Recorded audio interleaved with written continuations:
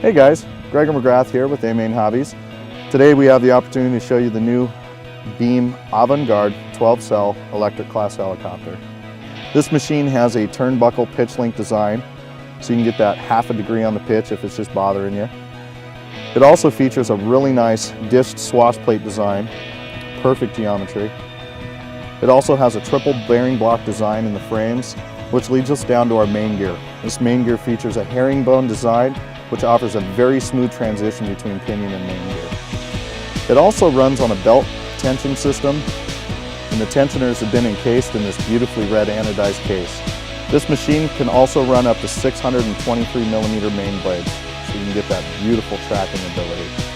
This machine also comes stock with a beautifully painted fiberglass canopy and also features thumb screws right out of the box. So I think you guys are really going to like this helicopter, so please check it out at amainhobbies.com.